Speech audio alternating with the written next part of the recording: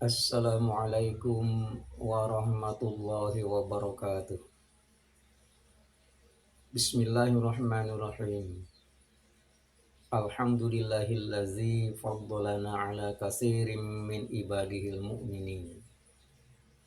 Allahumma sholli ala nabiyil hashim Muhammad wa ala alihi wa sallim taslima. Saudara,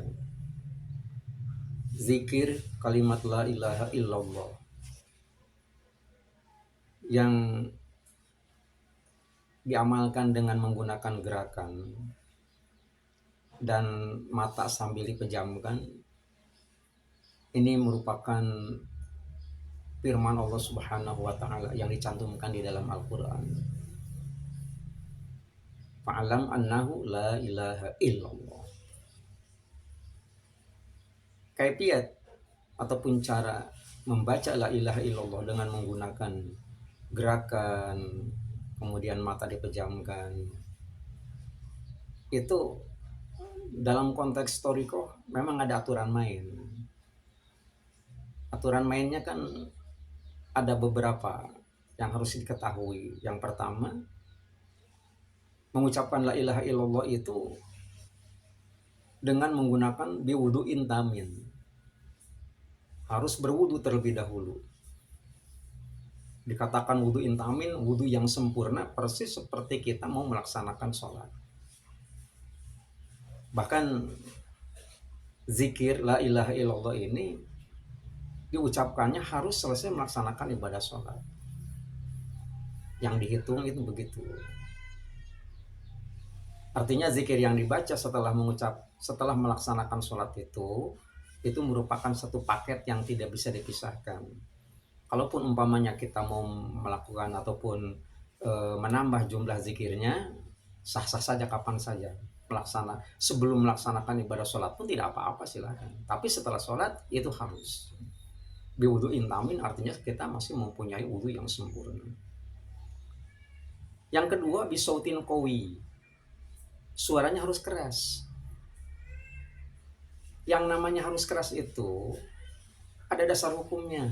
Al-Qalam 51 juga mengatakan begitu. Lamma sami'u dzikra. Ketika orang-orang kafir mendengar Nabi berzikir, wa yaqulun, mereka orang-orang kafir itu ngomong, innahu lamajnun, sungguh Muhammad itu sudah seperti orang gila. Orang kafir itu nggak ada yang dekat dengan Nabi.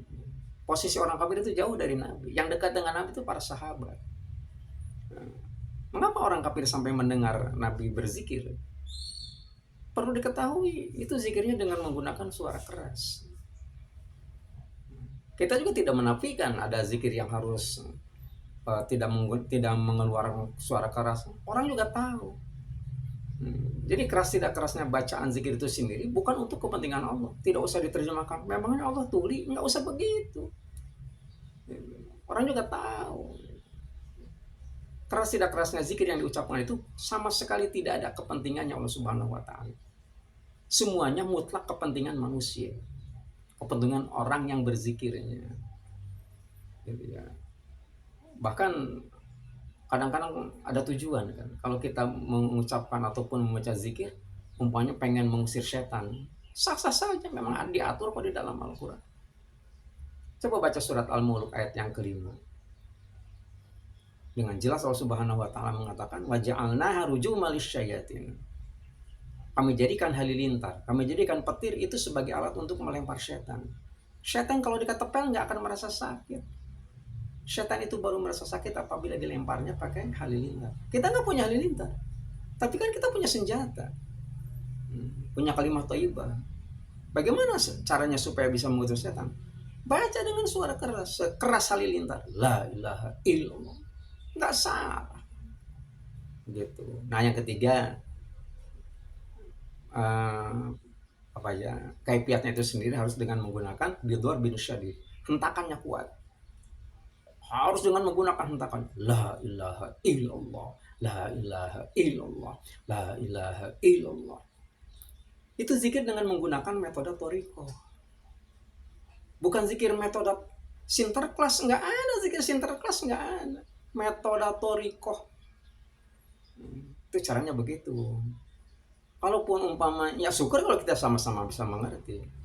Kalaupun nggak paham, nggak mengerti ya mengapa kita nggak sepakat untuk berbeda pendapat saja ketimbang harus menjelek-jelekan orang.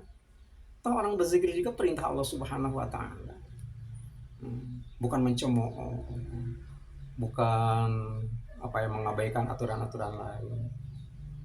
Nah, jadi ayat Al-Qur'an saja ada ayat-ayat yang memungkinkan kita berbeda pendapat. Kalau memang tidak sepakat ya sepakat saja daripada menjelek-jelekan orang. Itu kan berbahaya. Demikian, mudah-mudahan bermanfaat. Kurang lebihnya mohon maaf. Assalamualaikum warahmatullahi wabarakatuh.